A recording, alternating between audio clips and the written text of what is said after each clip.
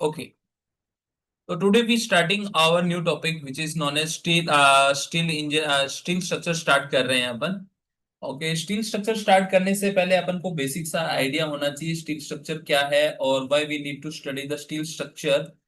What things are comes in minds when you hear about the steel structures.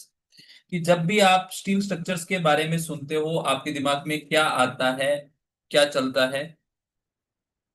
तो अपन उन्हीं सारी चीजों को एक बार के लिए देखते हैं और फिर स्टील स्ट्रक्चर स्टार्ट करते हैं.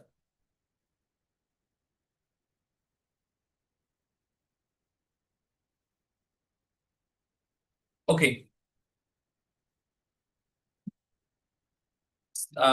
Is that screen is clearly visible? No, it's not visible. Display clear था सर। स्क्रीन क्लियर था, बस वो चाहिए, क्या बोलते हैं। Okay, now that's all okay now. चलो स्टार्ट करते हैं.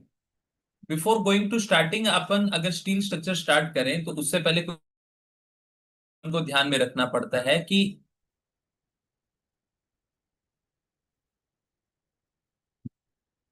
ओके.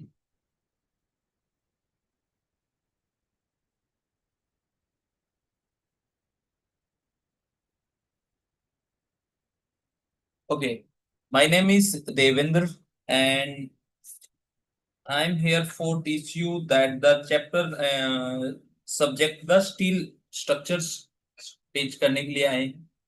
उससे पहले आप लोगों के साथ में कुछ एक लोगों के साथ में जेई और ई के बैचेस के अंदर मेरे साथ में कनेक्ट हो चुके हैं लोग. तो बाकी अपन स्टार्ट करते हैं. आज स्टील स्ट्रक्चर क्या कहता है स्टील स्ट्रक्चर.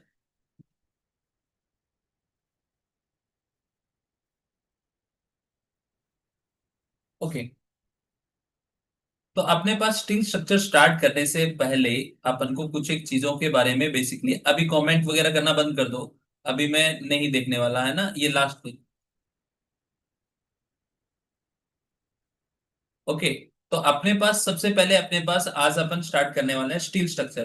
तो स्टील स्ट्रक्चर्स के अंदर अपन सबसे पहले देखेंगे कि अपने पास इसके बेसिक कंसेप्ट क्या है. बेसिक कंसेप्ट क्या है behind the using of the steel structures के पीछे का बेसिक कंसेप्ट क्या है.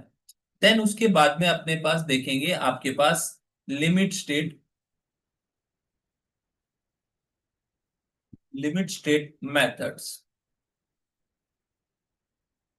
Then further we move on towards the connections की तरफ चलेंगे. देन अपने पास tension members tension member and compression member की तरफ चलेंगे.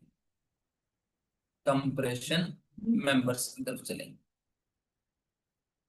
ओके. फिर अपने पास कुछ छोटे मोटे टॉपिक बच जाते हैं जैसे just like that beam etc. Just like that plate girder हो गया, गैंट्री गर्डर हो गया, रूफ ट्रस हो गया, या थोड़ा बहुत इंट्रोडक्शन ऑफ द डब्ल्यूएसएम हो गया. डब्ल्यूएसएम अपने पास इंट्रोडक्शन अपन यहीं पे कर लेंगे. अपने पास जो अपने पास डब्ल्यूएसएम का इंट्रोडक्शन है वो अपने पास यहाँ इनिशियल फेजेस के अंदर ही कर लेंगे. तो that is the total syllabus of the आपके पास स्टील स्ट्रक्चर्स. ओके. बेसिक अगर अपने पास एक कंसेप्ट अगर स्टार्ट करें अपने पास एक बेसिक सा कंसेप्ट देखें अपने पास. ठीक है. फर्स्ट थिंग्स आती है that is the basic concept. Basic concept को पढ़ने के लिए अपन को थोड़ा सा एक आइडिया होना चाहिए कि अपने पास steel structure is the part of the structural engineering. It is the part of the structural engineering. Okay. It is the part of the structural engineering. Structural engineering का क्या है, पार्ट है. स्ट्रक्चरल इंजीनियरिंग का part है. अब structural engineering को भी अपने पास अपन ने दो टुकड़ों में बांट रखे हैं. एक तो होता है दैट इज द एनालिसिस का पार्ट हो गया, एनालिसिस हो गया. अनदर वन इज द क्या हो गया, डिजाइन पार्ट. डिजाइन पार्ट आ गया. तो एनालिसिस के अंदर अपने पास कुछ एक टॉपिक्स आते हैं that is just like that some आ गया अपने पास, टॉस आ गया, थ्योरी ऑफ स्ट्रक्चर्स आ गया. These are the part of the या इसे स्ट्रक्चरल एनालिसिस भी कहते हैं. These are the part of the analysis where designs का अगर अपन पार्ट करें तो डिजाइंस का अपने पास पार्ट आता है design of steel structure, RCC designs, and आपके पास प्लेन सीमेंट कंक्रीट, है ना, पीसीसी डिजाइंस। तो ये आपके पास, या आपके पास these all are the parts of the designs के पार्ट है। एनालिसिस के अंदर अपने पास सिंपली अपन क्या करते हैं कि अपने पास सिंपल सा अपन ने ये सोचा कि अपने पास कोई स्ट्रक्चर्स बनाएंगे तो उसके ऊपर कितना फोर्स आ सकता है। ठीक है, तो अपन ने थ्योरेटिकली उस चीज को क्या किया, इमेजिन किया और कैलकुलेट किया। That is the part of the analysis. कि अपन ने देखा कि अपन ने एक M20 कंक्रीट के लिए M20 कंक्रीट को डिजाइन कर दिया। अब उसके बाद में अपने पास वो आपके पास M20 के लोड को रजिस्ट कर सकता है या नहीं कर सकता। It should be capable to resist that particular load of the M20। M20 means the where M stands for the mix of the concrete, where 20 stands the characteristic strength of the concretes को अपने पास represents करती है, which is in the newton per mm square के अंदर जो रहती है। अब अपन जब उसका एनालिसिस करते हैं तो अपन क्या लेते हैं कि जब 20 के लिए करना है तो अपने पास क्या करते हैं, डिजाइन फ्लेक्सर, आपके पास डिजाइन स्ट्रेंथ लेते हैं, दैट इज आपके पास टारगेट मीन स्ट्रेंथ लेते हैं, दैट इज एफसीके प्लस में 1.65 सिग्मा था। दैट इज क्या था, 1.65 सिग्मा था। तो अपन ने M20 के लिए किया तो अप्रोक्सीमेट 26 के लिए अपन क्या कर देते हैं, डिजाइन कर देते हैं, कैलकुलेशन कर देते हैं। कि अगर अपने पास ये मान लेते हैं कि अगर आपके पास किसी को 25 या 26 के लिए अप्रोक्सीमेटली अगर डिजाइन करेंगे तो 90%, 95% of the test specimen should pass that the M20 range को क्या कर देंगे, पास कर देंगे। तो उसी को अपन ने उसकी क्या मान ली, characteristic. That is the part of the analysis. But इस लोड को रजिस्ट करने के लिए जब अपन प्रैक्टिकली क्या बनाएंगे, स्ट्रक्चर बनाएंगे, that should be the part of the कि आपके पास आरसीसी। तो अपन ने एक थ्योरेटिकली अज्यूम किया कि अपने पास 26 के लिए 95% अगर 26 का टारगेट लेके चलेंगे तो आपके पास 95% टेस्ट स्पेसिमेंस क्या होंगे, आपके पास M20 से क्या होंगे, अबव होंगे। ये बात अपने पास नॉर्मली थी, ये तो अपन ने इमेजिन किया। बट जब इसको फील्ड के अंदर एनालाइज करेंगे then that should be the part of the design का पार्ट रहेगा। ओके, डिजाइन्स को समझने के लिए आप आई वुड सोम या टोस आपने पढ़ लिया होगा। तो डिजाइन्स को पढ़ने के लिए अपने पास दो चार चीजें हैं, जो चीजें हमेशा ध्यान में रखनी है। कि अपने पास यहाँ डीएसएस पढ़ने वाले हैं, डिजाइन ऑफ स्टील स्ट्रक्चर्स पढ़ने वाले हैं। तो इसके अंदर अपने पास कुछ एक फैक्टर्स है जिनका ध्यान में रखेंगे। तो सबसे पहले अपने पास रखता है सेफ्टी। कि अपने पास जो भी स्ट्रक्चर्स बनाए वो क्या रहनी चाहिए, सेफ रहनी चाहिए। दूसरा, स्ट्रक्चर शुड बी सर्विसेबल्स रहनी चाहिए। स्ट्रक्चर शुड बी क्या होना चाहिए, सर्विसेबल्स होना चाहिए। नेक्स्ट क्या होना चाहिए, स्ट्रक्चर शुड बी क्या होना चाहिए, ड्यूरेबल्स होना चाहिए। ओके, इकोनॉमिकल होना चाहिए, इकोनॉमिकल्स होना चाहिए। एंड देन क्या होना चाहिए, एस्थेटिक पॉइंट्स ऑफ व्यू से क्या होना चाहिए, aesthetic. Aesthetic point of view से भी अपने पास क्या है, दिखने में भी क्या होना चाहिए, अच्छा होना चाहिए। Aesthetic, aesthetic point of view से भी दिखने में क्या होना चाहिए, अच्छा होना चाहिए। अब अपने पास ये वास्तव में है क्या, कि अपने पास अगर इन पांचों वर्ड को समझेंगे फिर अपने पास आगे अपन बढ़ते हैं। कि अपने पास कोई भी स्ट्रक्चर है तो उसके ऊपर अपने पास क्या करने वाला है, कि अपने पास जैसे कोई स्टील स्ट्रक्चर्स बना रहे हैं, ठीक है। तो अपने पास सबसे मेन कंसर्न अपना क्या रहेगा, दैट इज फॉर एग्जांपल्स के लिए देखा जाए, फॉर एग्जांपल्स, ठीक है। तो फिर अपने पास let consider a steel beam, steel beam, ठीक है। Let consider a steel beams को अपन कंसीडर करते हैं, ठीक है। अब स्टील बीम्स का के लिए अपने पास लेट्स सपोज दैट कि अपने पास कोई रेलवे स्टेशन के ऊपर लगा हुआ कोई स्टील का गर्डर है, ठीक है, या फिर कोई एक्स्ट्रा चीज है। तो अपने पास जो मेनली अपने जो फर्स्ट फैक्टर आता है दैट इज सेफ्टी, ठीक है। सेफ्टी के अंदर अपने पास कंसर्न क्या है, कि सपोज दैट कि रेलवे प्लेटफॉर्म अपन ने डिजाइन किया कोई स्टील गर्डर पे। अब रेलवे प्लेटफॉर्म्स के ऊपर आपके पास क्या आता है, ट्रेन्स भी आती है और प्लस में क्या आएगा, पैसेंजर्स भी आएगा। ट्रेन्स भी आएगी, प्लस में क्या आएंगे, पैसेंजर्स भी आएंगे, प्लस में क्या आएगा, लोड भी आएगा बाहर से कार्गो वगैरह के साथ। तो ये स्ट्रक्चर इस लोड के साथ में क्या होना चाहिए, विद स्टैंड कर जाए, कि क्या हो कि इतने लोड को क्या कर जाए, सस्टेन कर जाए। तो it should be capable to resist on that particular load को रजिस्ट कर जाए। तो अगर उस लोड को ये रजिस्ट कर गई, देन स्ट्रक्चर शुड बी क्या है, सेफ है, otherwise it should not be safe, हो जाएगी, अनसेफ हो जाएगी। इतनी सी बात समझ में आई। अब यानी अपने पास ये सेफ्टी अपने पास किस पे डिपेंड करी है, that should B depend upon the section size, section size of beam के ऊपर क्या कर रही है, डिपेंड कर रही है, सेक्शन साइज ऑफ बीम के ऊपर क्या कर रही है, ये डिपेंड कर रही है। कि अगर आपके पास लोड कम होगा तो सेक्शन साइज अपन क्या रखेंगे, छोटा रखेंगे, अगर लोड ज्यादा होगा तो अपन सेक्शन साइज क्या रखेंगे, बड़ा रखेंगे। ठीक है, सिंपल सी बात।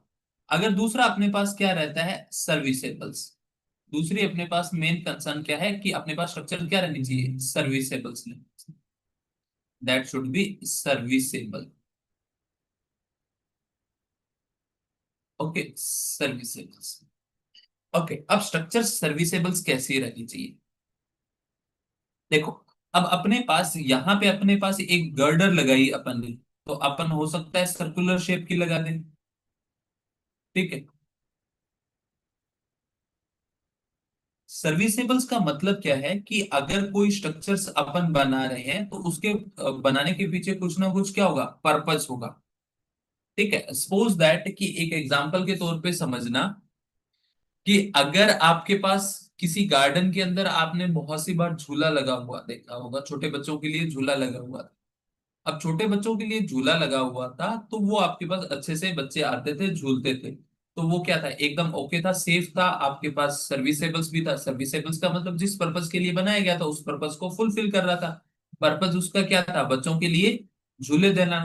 बट वो अपने पास क्या है, झूले दे रहा था, इसका मतलब सर्विसेबल्स है। फिर क्या होता है, एक दिन आप घूमते हुए गार्डन में आ जाते हो, और आप घूमते हुए गार्डन में आते हो, और गार्डन में आके आप क्या कर जाते हो, उस झूले पे बैठ जाते हो। ठीक है, तो झूला टूटता नहीं है, बट क्या कर जाता है, ग्राउंड को टच कर जाता है। ठीक है, टूटता नहीं है, बट ग्राउंड को क्या कर गया, टच कर गया। कि आपके पास जो चेन या वो थी वो क्या होगी, स्ट्रेच होगी, और उसकी डेप्थ जो ग्राउंड के बीच में और आपके पास सीटिंग के बीच में क्या है, थोड़ा बहुत गैप होना चाहिए था, वो गैप क्या हो गया, खत्म हो गया। डायरेक्टली जो सीट थी वो ग्राउंड को टच कर गई। क्या अब इसके बाद में भी झूला सर्विसेबल है, क्या आप उसके ऊपर बैठ के झूले ले सकते हो, तो it should not be possible, because in that case में आपके पास वो सर्विसेबल्स नहीं रहा। तो यानी जिस पर्पस के लिए बनाया गया था, अगर उस पर्पस को अपने पास क्या कर रहा है, फुलफिल कर रहा है, देन आपके पास क्या है, सर्विसेबल्स है। जिसे अपन आगे चल के बोलेंगे सर्विसेबिलिटीज, बोलेंगे क्या बोलेंगे, सर्विसेबिलिटीज। कि अपने पास अगर एक स्ट्रक्चर क्या है, एक आपके पास अभी झूला टूटा नहीं है, बिखरा नहीं है, गिरा नहीं है, तो वो फेल तो नहीं हुआ, बट अपने पास क्या हो गया, अनसर्विसेबल्स हो गया। ठीक है, जैसे ठीक प्रकार से उसी प्रकार से कि जैसे आपका मोबाइल क्या हो जाए, फोन में पानी में गिर जाए, फोन टूटा नहीं है। ठीक है, बट वो क्या हो गया, अनसर्विसेबल्स हो गया। पार्ट तो उसके क्या है, सही सलामत है, बट पानी अंदर जाने की वजह से क्या हो गया, खराब हो गया, वो क्या हो गया, अनसर्विसेबल्स हो गया। तो अपने पास सर्विसेबिलिटीज अपने पास किस पे डिपेंड करती है, that is the shape of the sections के ऊपर डिपेंड करती है, शेप ऑफ सेक्शन के ऊपर। शेप ऑफ सेक्शन के ऊपर कैसे डिपेंड कर सकती है, कि अगर आपके पास क्या है, इतना बड़ा सेक्शन रखेंगे तो इसकी बजाय अगर अपन आई सेक्शन भी रखेंगे तो वो क्या कर जाएगा, आपके पास कम वेट के अंदर ज्यादा लोड कर जाएगा, और उसको कैरी करना भी क्या है, इजीली है। आपके पास इंस्टॉलेशन भी क्या रहेगी, इजीली रहेगी, that's why it is much more क्या है, serviceables than the other type kinds of. Next आता है that is the durabilities. What is the durability, तो ड्यूरेबिलिटी बेसिकली क्या है, तो durability basically is an idea, आपके पास क्या है, durability is an condition when आपके पास जिस पर्पस के लिए स्ट्रक्चर्स को बनाया गया है उस पर्पस को क्या कर रहे हैं, फुलफिल कर रहे हैं। जैसे अपन घरों में क्या बनाते हैं, छत बनाते हैं, तो छत, अपना छत का काम क्या है, कि आपके पास ये धूप से, बारिश से और अपन को क्या है करेगी, बचाएगी। तो अगर अपन को ड्यूरेबिलिटीज बढ़ाना है तो अपन क्या करेंगे, टाइम टू टाइम्स क्या करेंगे, मेंटेनेंस करेंगे। अगर टाइम टू टाइम पेंट करेंगे, अपने पास प्लास्टर झड़ गया तो वो हटाएंगे। अगर ऐसा नहीं करेंगे तो आपके पास स्ट्रक्चर्स क्या हो जाएगी, अनसर्विसेबल्स हो जाएगी। क्या हो जाएगी, अनसर्विसेबल्स। तो durability depends upon the just like that painting of the. आपके पास अब स्टील स्ट्रक्चर्स की बात कर रहे हैं तो इसके ऊपर क्या करेंगे, पेंटिंग करेंगे। क्यों पेंटिंग करेंगे, क्योंकि अपने पास अगर अपन ने ओपन में रख देंगे अपने पास रेनफोर्समेंट वगैरह, तो उनके ऊपर क्या लग जाता है, दैट इज उनके ऊपर लग जाता है जंग लग जाता है ना। तो आपके पास कोरोजन्स वगैरह हो जाएगी, तो वो आपके पास उनकी जो लाइफ स्पेन था वो क्या हो जाएगा, डिक्रीज हो जाएगा। तो उसकी ड्यूरेबिलिटीज क्या होगी, अफेक्टेड होगी। तो ड्यूरेबिलिटी को इनहेंस करने के लिए अपन क्या करते हैं, मेंटेनेंस करते हैं, जस्ट लाइक पेंटिंग वगैरह हो गया, एंटी कोरोजन पेंट हो गया, वो वगैरह। ठीक है, वहीं पे अगर अपन बात करें इकोनॉमिकल सेक्शन, इकोनॉमिकल, तो economical is the shape of the section that is rectangular versus I section. तो आई सेक्शंस के अंदर मटेरियल्स क्या है, कम लगा हुआ है, तो दैट इज मोर इकोनॉमिकल्स। ठीक है, क्या है, ज्यादा इकोनॉमिकल है। वहीं पे अगर अपन बात करें एस्थेटिक पॉइंट ऑफ व्यू से, एस्थेटिक पॉइंट ऑफ व्यू से, तो that is the shape of the section. तो अपने पास ये भी क्या है, शेप ऑफ द सेक्शन, कि अपने पास आई सेक्शन ज्यादा सुंदर दिखाई देता है as compare to the rectangular, इसलिए तो अपने पास गर्डर्स वगैरह क्या होती है, आई सेक्शंस की होती है। तो आपने पास जैसे एंगुलर हो गया, एक सेक्शन हो गया एंगुलर हो गया, एक वर्सेस क्या हो गया, सर्कुलर सेक्शन हो गया। अब इनमें से किसी को एंगुलर ज्यादा पसंद होगा तो उसके लिए एंगुलर ज्यादा एस्थेटिक हो जाएगा, किसी के लिए सर्कुलर ज्यादा होगा तो उसके लिए सर्कुलर क्या हो जाएगा, ज्यादा एस्थेटिक्स हो जाएगा। Is that clear, is that clear और नॉट। यहां तक किसी को कोई दिक्कत हो तो बोलो जल्दी।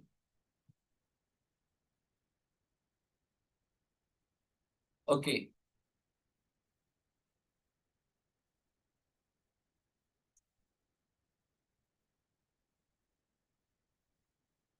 Okay clear. जल्दी से अपने पास इसकी क्या देख लो, अपने पास जिसको नोट करना है वो नोट करना। ओके,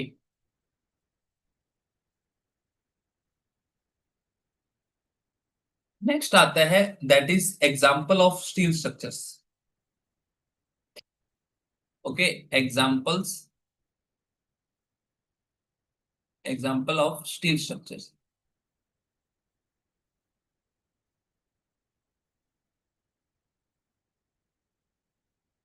ठीक है, steel structure just like example क्या हो सकता है, अपने पास क्या हो सकता है, रेलवे ब्रिजेस हो गए।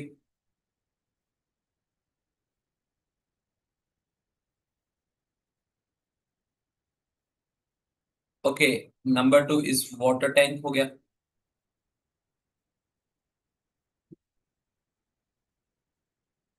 नंबर थ्री इज आपके पास ट्रांसमिशन टावर हो गया।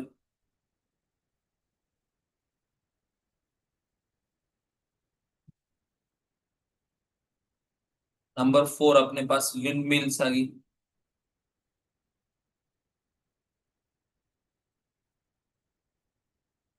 चिमनी आ गई।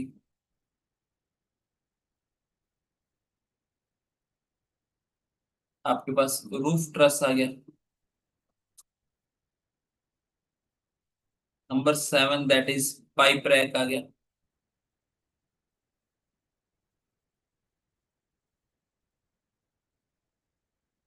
ओके, जल्दी नोट करते चलो इनको साथ के साथ।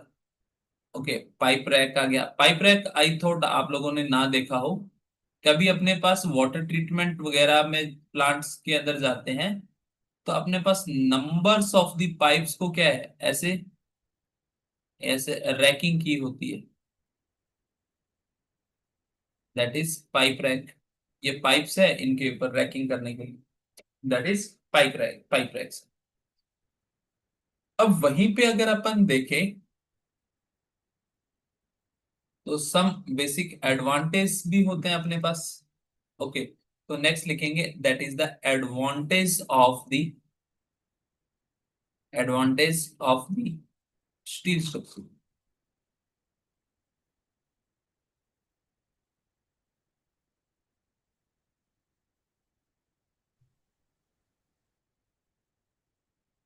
सर नोट हो गया। ओके, 1 मिनट होल्ड है ना जेकी।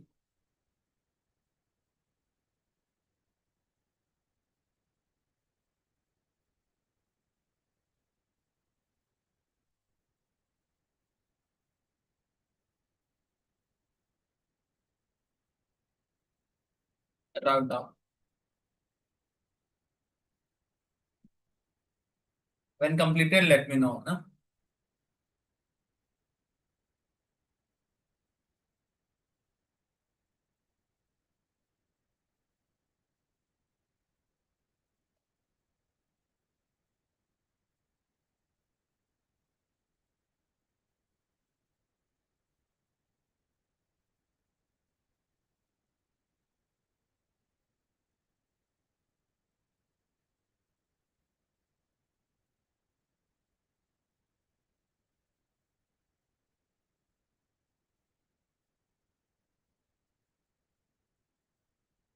नंबर 1 पे ये था, नंबर 2 पे ये था, नंबर 3 पे ये था, और नंबर 4 पे अभी देखते हैं advantage of the steel structure. तो एडवांटेज के अंदर अपने पास क्या आती है, that is high strength. High strength,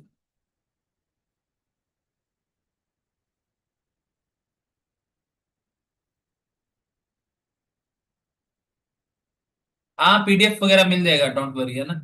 high strength per unit weight.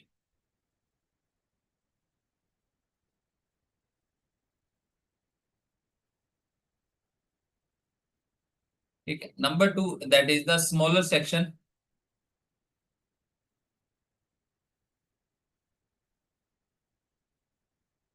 Smaller section, so less dead load. अगर अपन बात करें आरसीसी स्ट्रक्चर के कंपैरिजनली, ठीक है, आरसीसी स्ट्रक्चर्स के कंपैरिजनली तो स्टील स्ट्रक्चर्स क्या है कि आपके पास सेक्शंस क्या है, छोटा है साइज के अंदर, देखने के अंदर, तो जिसके कारण आपके पास डेड लोड क्या हो जाता है, कम हो जाता है। वही सुटेबल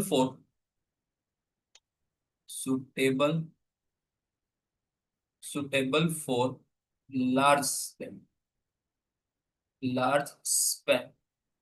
इन जनरल अपने पास जो, अगर अपन बात करें स्मॉल स्पेन्स के लिए, अगर अपन क्या है आरसीसी वगैरह के लिए बनाएंगे तो बीच में पिलर देना पड़ेगा। अगर अपन को स्पेन लार्ज है तो अपन क्या है, एक कंटिन्यूसली लॉन्गर स्पेन है तो देन अपन क्या कर प्रोवाइड करवा सकते हैं, तो अपन प्रोवाइड करवा सकते हैं अपने पास स्टील स्ट्रक्चर। ओके। दूसरा अगर अपन बात करें तो स्पीडी कंस्ट्रक्शन है।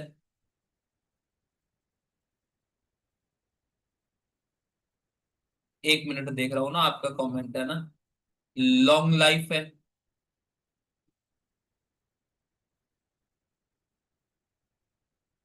Easy repair. Easy repair.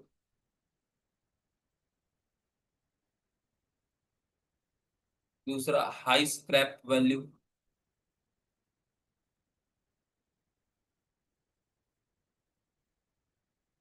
अगर अपन बेचेंगे तो कबाड़ के अंदर भी बहुत।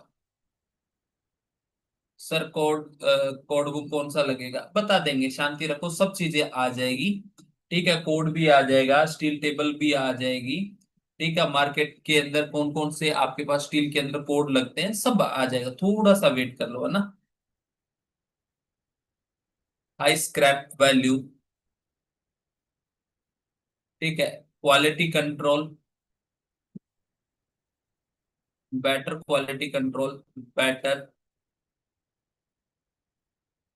Quality control. Better quality control. ठीक है, easy to transport.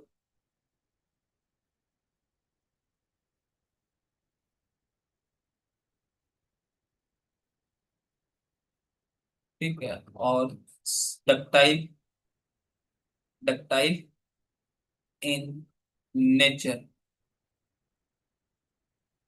Before failure, it get yield. अब देखो, अपने पास इसमें अपन ने कुछ एक एडवांटेज लिखे हैं। तो एडवांटेज के अंदर अपने पास पहला एडवांटेज लिखा है कि हाई स्ट्रेंथ आएगी, पर यूनिट वेट इसकी स्ट्रेंथ क्या रहती है, बहुत हाई रहती है। तो अपने पास अच्छे खासा लोड, तो एक छोटी स्ट्रक्चर्स भी लार्ज लोड कर सकती है, जिसके कारण इसका डेड लोड्स क्या हो जाता है, कम हो जाता है। लार्ज स्पेन्स के लिए सुटेबल्स है, जल्दी जल्दी अपने पास नट और बोल्ट ही तो लगाना है, इजीली क्या है, कंस्ट्रक्शन के कंपेयर। ऐसा तो नहीं है ना कास्टिंग होने के बाद में अपन को एक 10-15 दिन उसको क्या है, स्ट्रेंथ गेन करने के लिए छोड़ना पड़ेगा। जैसे लगा देंगे वैसे ही अपने पास ये तो क्या स्ट्रेंथ लेना स्टार्ट कर देगा। तो स्पीडी कंस्ट्रक्शन होगी, लॉन्ग लाइफ है, इजीली रिपेयर हो जाता है, जहां से बेंडिंग उखड़ेगा बेंडिंग दोबारा कर देंगे। हाई स्क्रैप वैल्यू है कि अगर खराब भी हो गया तो बेचेंगे तो भी, अगर 60 रुपए लेके आए तो बेचेंगे तो 30-40 रुपए क्या है वापस से बिक जाएगा। ठीक है, क्वालिटी कंट्रोल्स क्या है, बाकी सारा स्टील क्या आता है, फैक्ट्री प्रोडक्ट्स होता है, तो जिसके कारण क्वालिटी कंट्रोल क्या करना है, ज्यादा बेटर रहता है। वहीं पे आपके पास इजीली क्या हो सकता है, ट्रांसपोर्ट भी हो सकता है, डक्टाइल इन नेचर से कि अपने पास अगर आपके पास टूटने से पहले ये क्या होगा, यील्ड होगा। फेल करने से यानी या ब्रेक करने से पहले क्या होगा, यील्ड होगा, जिससे क्या होगा, आपके पास पहले से क्या देगा, वार्निंग देगा। That's why it is ductile in nature से। ओके, नोट कर लिया। अब अपने पास इसके आता है डिसएडवांटेज। अब एडवांटेज है तो कुछ ना कुछ क्या होंगे, डिसएडवांटेज भी होंगे। ठीक है, एडवांटेज है तो कुछ ना कुछ क्या होगा, डिसएडवांटेज भी होगा।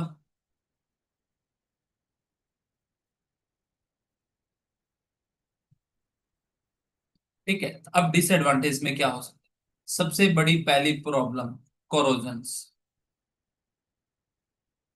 कितना भी बचा लो, कोरोजन्स तो लगेगा। वल्नरेबल टू द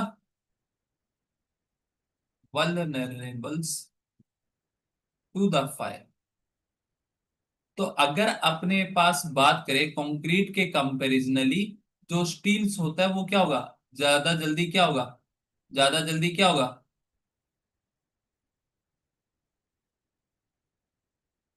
ठीक है।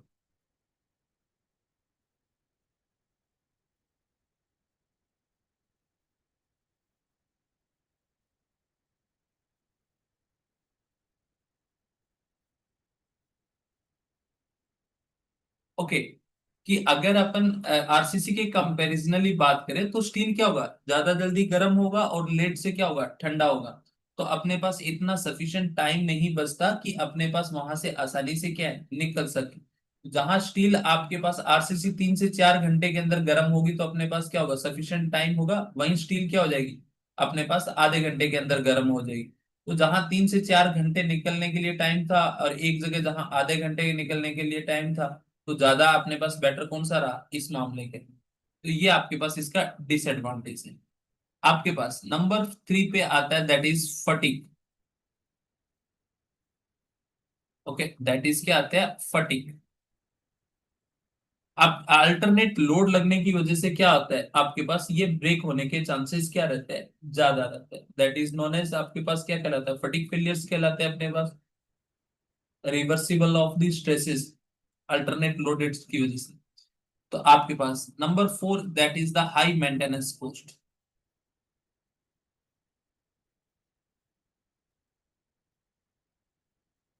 Maintenance cost. ओके, नंबर तो आपके पास थोड़ा सा क्या है, number 5 is that is costly है, इनिशियल। और आपके पास इसको प्रिपेयर करने के लिए आपके पास क्या चाहिए, skilled labour required, skilled labour required. These are the disadvantage of the, आपके पास these are the disadvantage of the steel structures. जल्दी से नोट करो।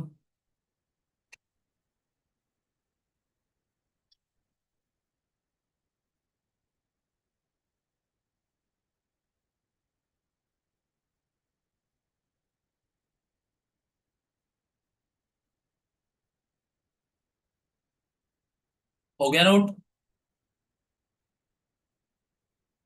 ओके, ठीक। नेक्स्ट आता दैट इज अपने पास आते हैं इसके लिए कोड्स। तो इसके लिए अपन स्टील स्ट्रक्चर्स के लिए एक कोड आता है दैट इज IS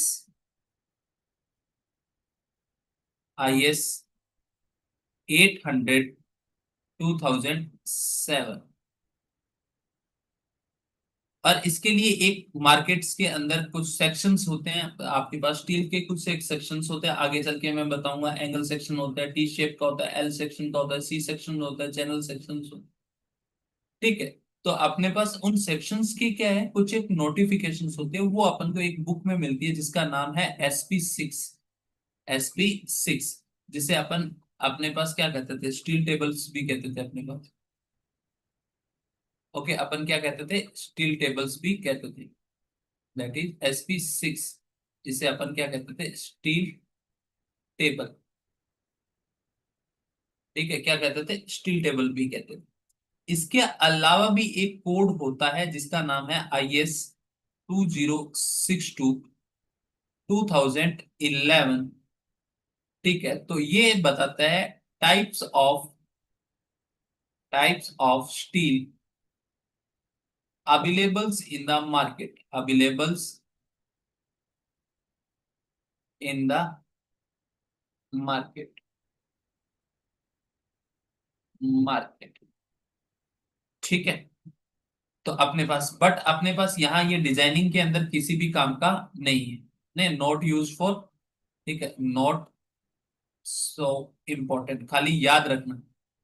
ठीक है, ऑब्जेक्टिव पढ़ रहे हो तुम लोग तो ऑब्जेक्टिव के अंदर छोटा मोटा यहाँ से पूछा जा सकता है कि IS कोड ये 2064 types of the steel available in the market के ऊपर डिपेंडिंग। कि सम, आगे लिखेंगे some important properties of steel. एक तो आता है that is Young's modulus ES would be क्या, 2 × 10⁻⁵न्यूटन पर mm²। नेक्स्ट आता है that is Poisson ratio, Poisson ratio that is 0.3 और 0.5। ये आपके पास क्या रहता है, इलास्टिक रेंज में। ये अपने पास क्या रहता है, प्लास्टिक रेंज। इलास्टिक और प्लास्टिक समझते हैं, जिसमें अगर आपके पास क्या है, टेम्परेरी डिफॉर्मेशन आए दैट इज इलास्टिक, जिसमें परमानेंट आए दैट इज प्लास्टिक। ठीक है। आपके पास कोफिशिएंट ऑफ थर्मल एक्सपेंशन कितना है, 12 × 10⁻⁻⁶ पर डिग्री सेल्सियस स्टील का। अगर अपन बात करें यूनिट वेट, तो that is 7850 kg/m³।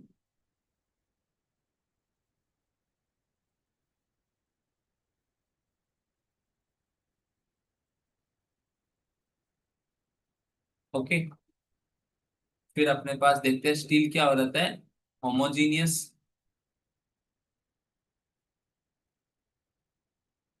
And isotropic in nature. Okay, जल्दी से नोट करो। ये कुछ एक बेसिक प्रॉपर्टीज थी जो अपने पास स्टील के बारे में।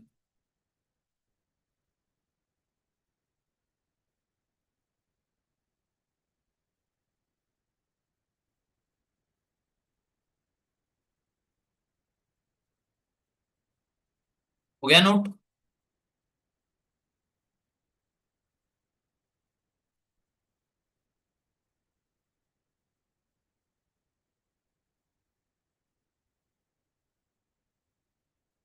Back please.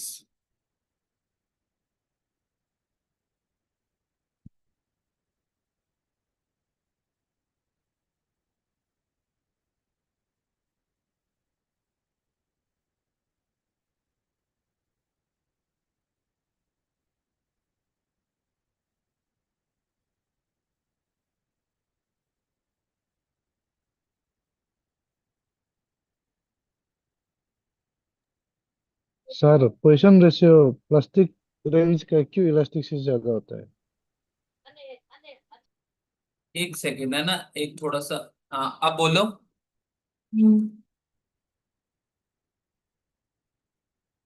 प्लीज से it again. Position ratio plastic range का क्यों ज्यादा होता है इलास्टिक से? Sorry, I am not getting your point बड़ी। सीना, please let me no in the comment sections कि क्या कहना चाहते हो।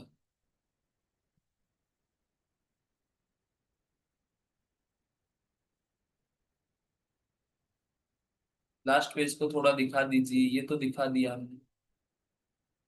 ये लो लास्ट पेज तो।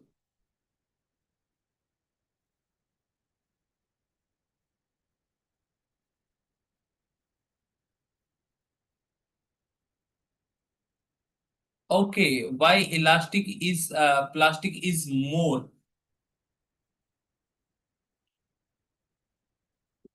बिकॉज अपने पास Poisson ratio represents the ratio of the change deformation in lateral direction to the longitudinal directions के अंदर अपने पास क्या करता है, अपने पास रेशियो वेरिएशन होता है। तो बट अपने पास वही डिफॉर्मेशन देखा जाए तो प्लास्टिक रेंज में क्या आता है, डिफॉर्मेशन ज्यादा आता है एज कंपेयर टू द अपने पास इलास्टिक रेंज के कंपैरिजन। तो प्लास्टिक आपके पास डिफॉर्मेशंस क्या होती है, ज्यादा होती है। आगे चल के थोड़ा सा अपने पास कल की क्लास के अंदर थोड़ा सा तुम्हें और बेटर डिटेल्स में समझ में आ गए। जब अपन स्ट्रेस स्ट्रेन डायग्राम्स पढ़ेंगे तो तब उसके अंदर अपन डिफॉर्मेशंस के बारे में देखेंगे कि इलास्टिक रेंज क्या है, प्लास्टिक रेंज क्या है। तो फिर कैसे पॉइजन रेशियो ये अफेक्टेड होगा, तब थोड़ा सा बेटर आ जाएगा। अभी के लिए इतना समझ लो कि प्लास्टिक रेंज के अंदर डिफॉर्मेशन ज्यादा होता है as compare to the elastic range. ठीक है, बस इतना सा। बाकी आगे क्यों कम होता है, क्यों ज्यादा होता है, that is the next things that will be happen tomorrow. Okay civil था। Okay, is that clear? अगर अभी कोई इशू है तो बोलो, अदरवाइज फिर आज का सेशन मैं यहीं तक रखूंगा। आज थोड़ा सा लेट हो गया था। वो सर फटीक को एक्सप्लेन कर। ओके, अच्छा ठीक है। बाकी और कोई?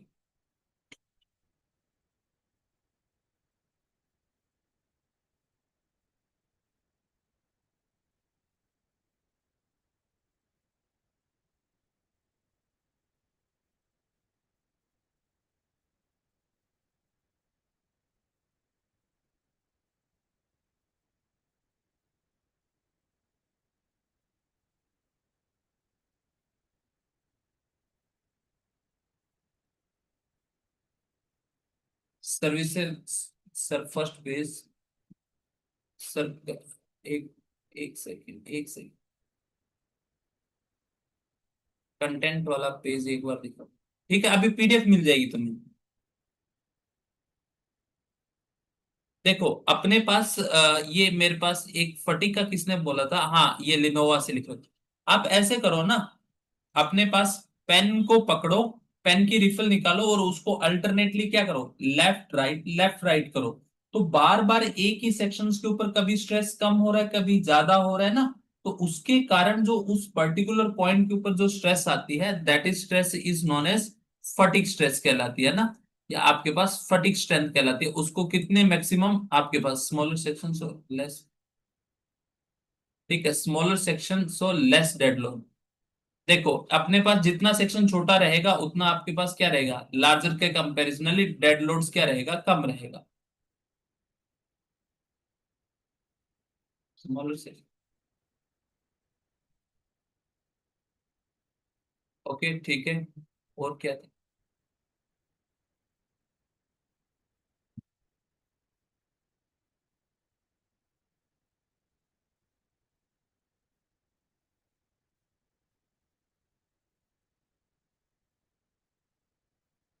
सर अल्फा वैल्यू हाइपोथेटिकल है क्या या प्रैक्टिकल?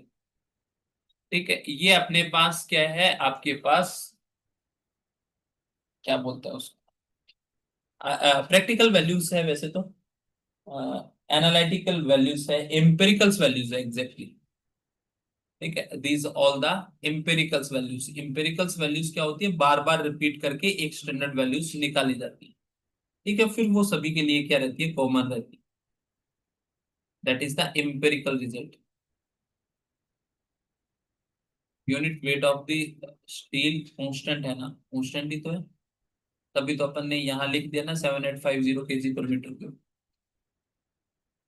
ठीक है, रियल में सिलेबस में कनेक्शन पार्ट को मेंशन नहीं किया है, तो नहीं किया है तो अपन खाली जो बेसिक है ना, ठीक है, अंदर डिटेल्स में नहीं जाएंगे, जो आईएस कोड के कोडल प्रोविजन है उन्हीं को डिस्कशन करते हुए आगे बढ़े। ठीक है, वहां पे अपन नहीं जा रहे, क्योंकि कोडल प्रोविजंस तो क्या रहते हैं, लेफ्ट राइट सब में क्या होता है, कॉमन रहता है। कि अगर अपन कनेक्शन ही नहीं पढ़ेंगे तो अपन टेंशन मेंबर और कंप्रेशन मेंबर कैसे बना देंगे।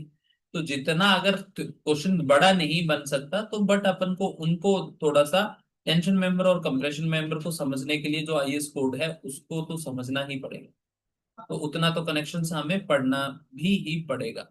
ठीक है, जो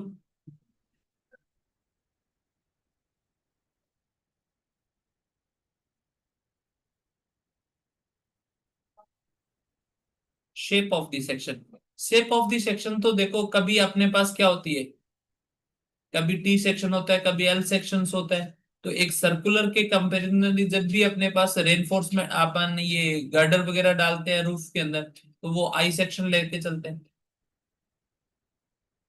तो अपने पास अगर आपके पास बात करें रेलवे की पटरियां, अगर अपने पास आई सेक्शन की जगह अपन क्या कर दें, सर्कुलर रख देंगे, तो ट्रेन उस पे चल पाएगी। पॉइजन रेशो के नीचे आपके पास coefficient of thermal expansion, alpha is coefficient of thermal expansion. ठीक है, अल्फा इज क्या है, coefficient of thermal expansion. This would be the coefficient of thermal expansion.